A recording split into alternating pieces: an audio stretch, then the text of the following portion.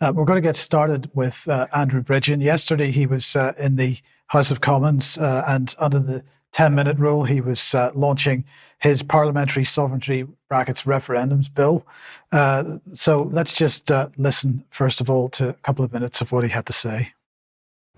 To move that leave be given to bring in a bill to prohibit ministers of the Crown from making or implementing any legal instrument which is not consistent with the sovereignty of the United Kingdom Parliament unless it has been approved by a referendum and for connected purposes. In conclusion, Madam Deputy Speaker, to even contemplate giving away these sort of powers to this sort of body, which affects not just the democratic rights, but indeed the human rights of every single man, woman and child in our nation, without a referendum would be quite simply catastrophic. People have said this will lead to one world government, when in fact it's rather worse. It would be a one world dictatorship. Signing up to this treaty and binding ourselves with the WHO without a single debate on it, a single vote on it, or asking the general public what they think, would make being a member of the European Union look like a democratic paradise by comparison. That's why we need this bill. And I'm aware, Madam Deputy Speaker, that the looming prospect of prorogation, even if the House supports my motion today, the bill will fall in a few days' time. However, Madam Deputy Speaker, as the phrase goes, I will be back. I will be back.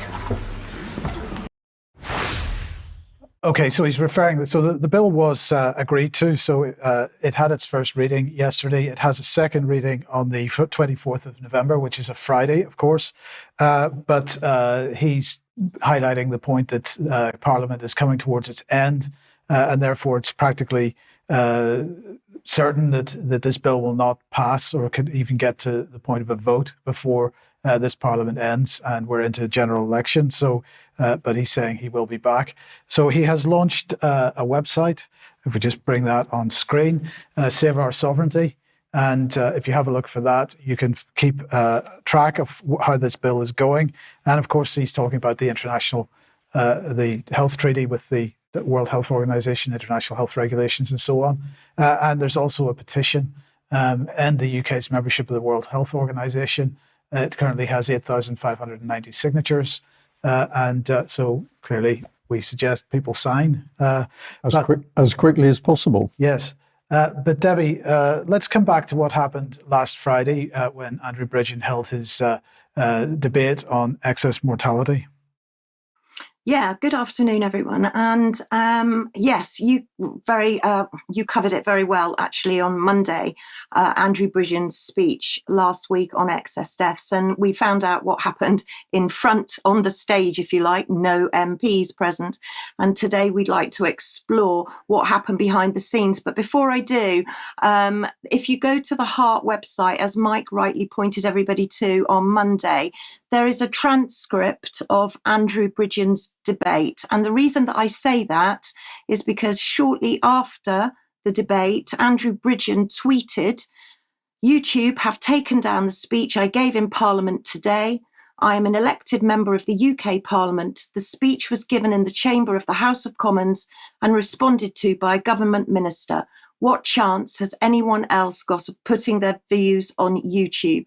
So that's why I wanted to highlight back to the HART page where you'll receive a transcript. Many of you might remember the wonderful Alex Kelly, who we interviewed after the tragic death of her mum after she'd received an AstraZeneca injection. And Alex was also the founder member of the UK CV Family Bereaved Legal Fund.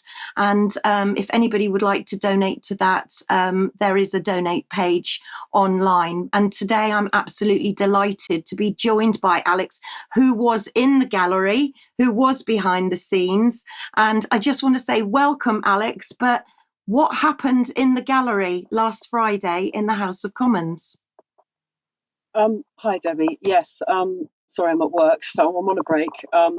But I didn't actually manage to get in because they weren't allowing any more people in. We queued up, and there was benches of space, and they were not allowing people in, which infuriated me because this was so important to me, to many people who turned up. Fiona, who runs the Truth Be Told campaigns, works very closely with Andrew. And he had, both of them had said, injured and bereaved to to obviously hear the debate, opted to hear and put it forward, and couldn't get in. So I was absolutely raging. There were spaces. Just to clarify also, I'm not found a member of UKCV. It's CVIB Legal Fund, but I am a member of UKCV. But yeah, I couldn't get in. And so many people that said there were spaces. So it was so disorganised. I know many people were queuing up behind me. There was a guy from Australia who'd flown over just for this. He couldn't get in. But it was unacceptable. There was plenty of space. And I found out yesterday, one of the Truth Be Told team that got in, she overheard one of the people at the door, usher or guard or whatever you call them, basically saying they need to quieten down because Mr. Sunak is not happy about the noise. He's in the building. So, excuse me, you're in the building as Prime Minister and you cannot turn up. I mean, obviously I didn't expect him to, but you're in the building. And this is about deaths, excess deaths, and you're not turning up along with all the other MPs. What I've sort of come away from it looking at now is actually they may have done us a favour because the blatant lack of care of our own MPs to turn up, mine included, was evident for everybody to see. They've shown themselves for who they are. They really have, as have the BBC, as far as I'm concerned. Tell us a bit about the BBC, Alex, because Mike showed us some screenshots and we might refresh viewers who don't know, but there were some screens, banners put on as Andrew Bridgen was speaking. Tell us about what you heard about that. Well, so I was downstairs. We went down to the Parliamentary cafe because we thought, okay, well, at least we can see it on the screen if we can't get in now. And I genuinely thought there were subtitles just because the sound was really bad. But I couldn't believe what I was reading. Andrew always goes off the data, up-to-date data. He doesn't, people call him conspiracy theorist, all this sort of thing. I may disagree with him on other things, but he's always up-to-date with the data. That's all he was reading off. So to me, and to everyone else in the cafe who was watching it, we were like, this just smacks of BBC propaganda. I couldn't believe what I was reading. All of the banners at the bottom with how safe the vaccines are. Well, my mother's dead, so that's incorrect. Even if it's just one person, they're not 100% safe. Going on about measles, the MMR. He was talking about the COVID-19 vaccines, and all you can see at the bottom, well, I presume you're showing it, is to me was just BBC propaganda. So they themselves, have shown themselves up as well as the MPs. And I know so many people who are quite middle of the road saw that and were really shocked. What are the BBC doing? It was just blatant propaganda in your face.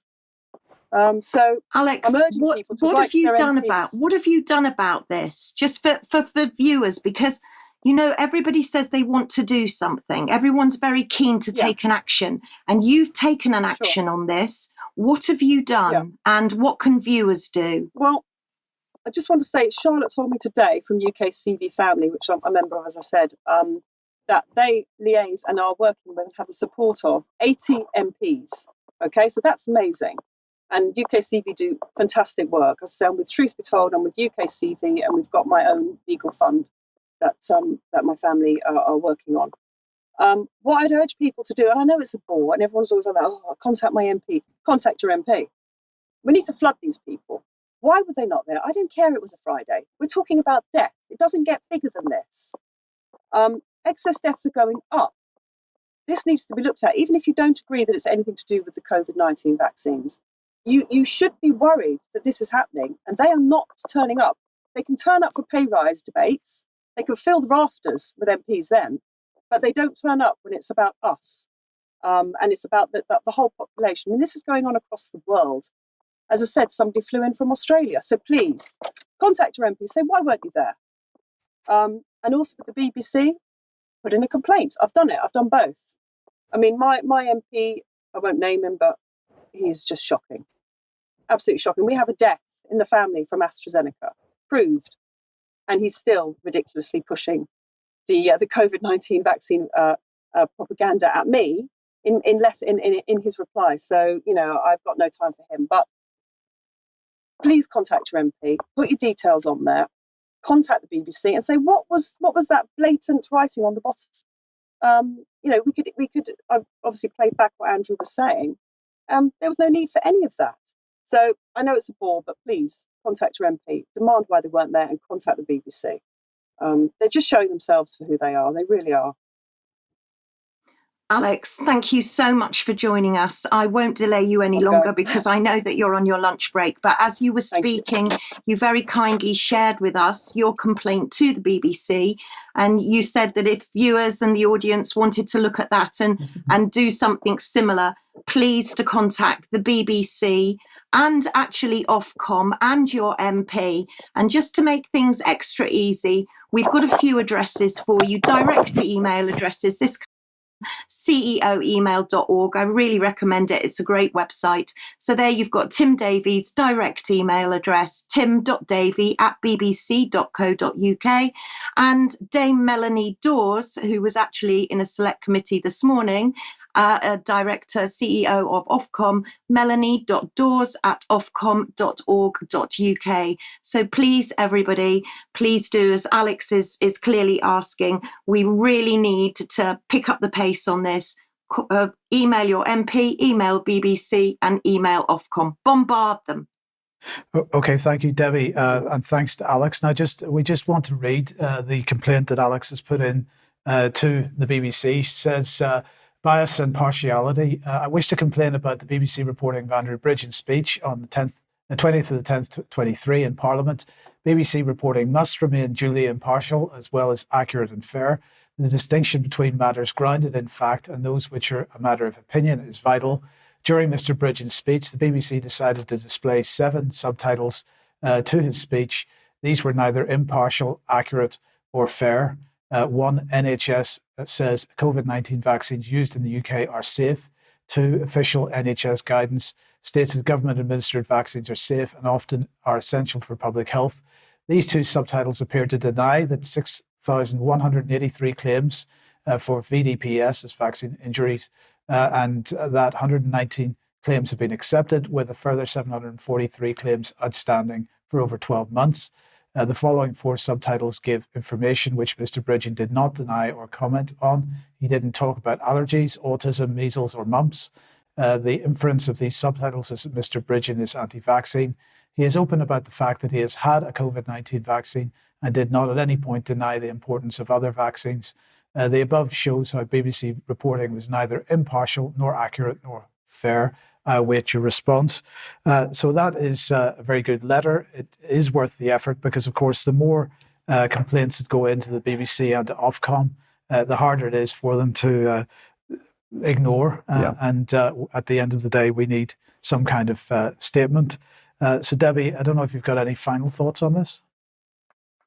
Well, my final thoughts are I've written about it in my blog this week. I'm absolutely appalled at the total disregard of the majority of MPs. I would like to thank, though, Danny Kruger, MP, and Philip Davis, MP, for actually supporting Andrew Bridgen, but it's an absolute utter disgrace. And as Alex said, Rishi Sunak didn't like the noise, so they were told to quieten down. It's appalling, simply appalling. Yes, okay, thank you. Can I just add in there, I'd also encourage people to, if they really support Andrew Bridgen, to thank him for what he did, because, of course, hundreds, thousands of letters coming into Andrew Bridgen, he can show those to other MPs and show the amount of public support out there. So there's tackling the system, that's a good idea. There's also showing support for Andrew